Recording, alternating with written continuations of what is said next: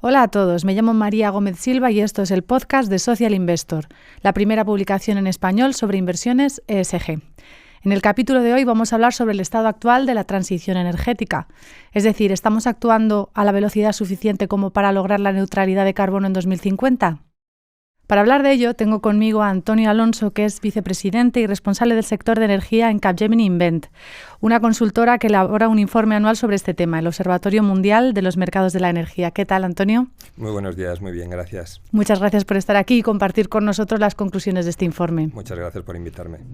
Pues si te parece, quería comentar contigo, las emisiones de gases de efecto invernadero siguen aumentando y además cada vez estamos viendo que los efectos del cambio climático se están acelerando. ¿Qué está pasando?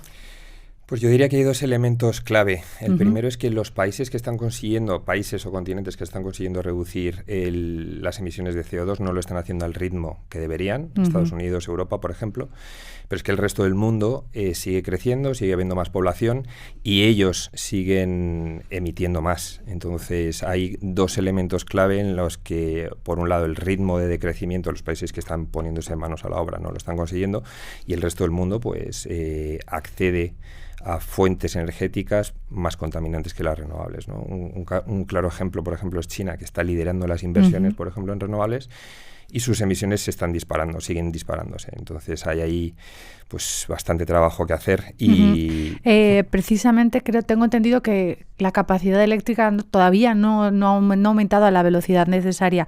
¿Cuánto debería aumentar la capacidad eléctrica para lograr esa neutralidad de carbono en la fecha que se ha decidido, ¿no?, por la comunidad internacional?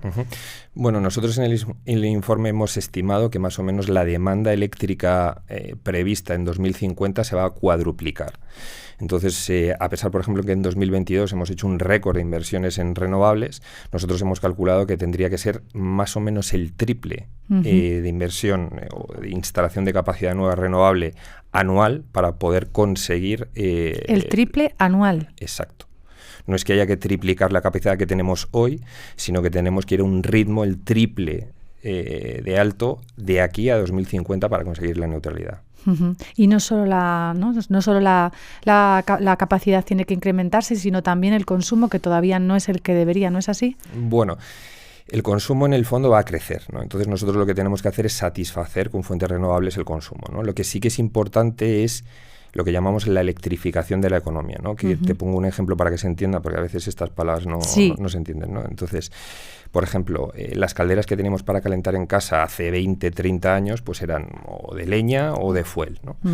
Las hemos sustituido por gas, el que ha podido sustituirla, y eso pues ha reducido mucho las emisiones. Pero sigue siendo una energía proveniente Exacto. Entonces el punto es que si nosotros conseguimos una generación renovable, nuestras centrales no queman carbón, que sería más ineficiente que el gas, y tenemos una generación renovable, si tú la sustituyeses, por ejemplo, por radiadores eléctricos, el efecto neto es de reducción de emisiones, ¿no? Entonces es lo que llamamos electrificación, ir a un coche eléctrico o formas eléctricas en casa que mejoren, gracias a un mix renovable, pues la producción de CO2 en general.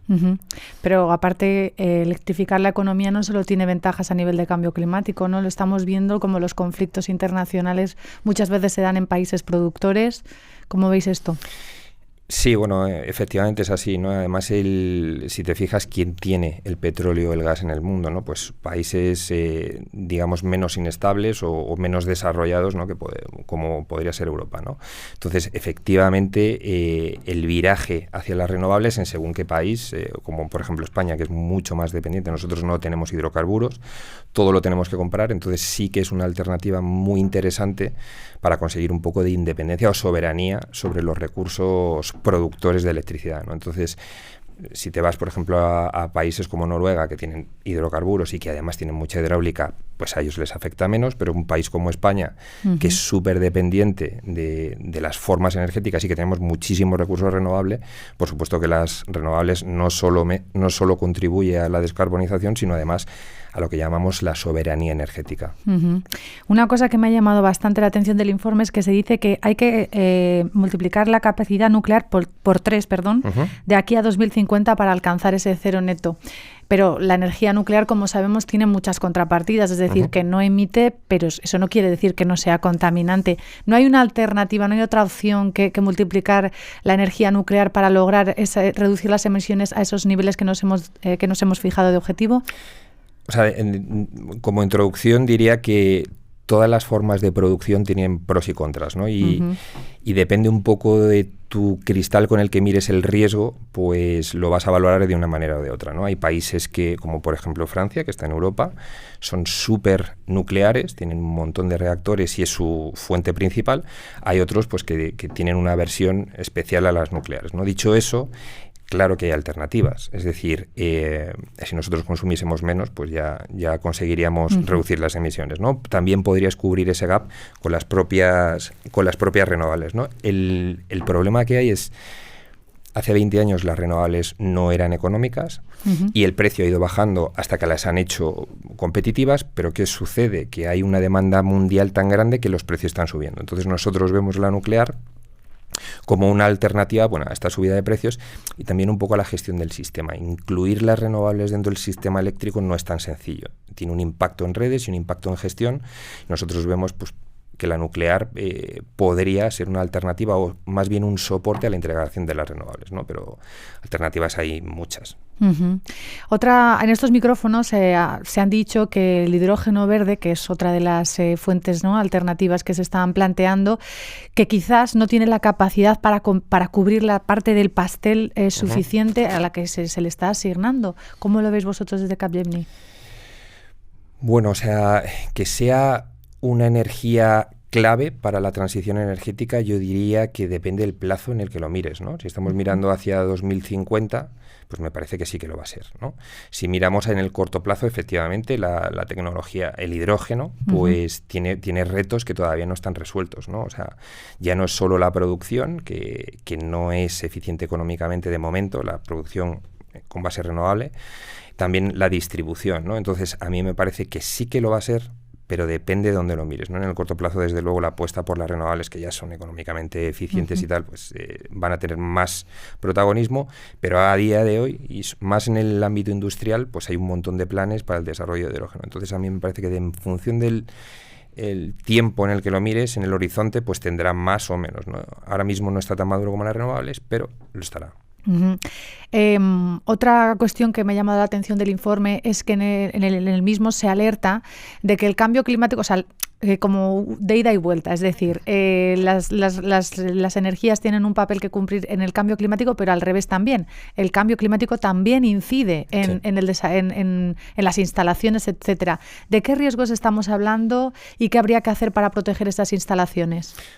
Pues esto es exactamente igual que tu coche, ¿no? Que tu coche arranca mejor en verano que en invierno le cuesta más y si te vas a una estación de esquí pues le cuesta todavía más o a lo mejor no te arranca, ¿no?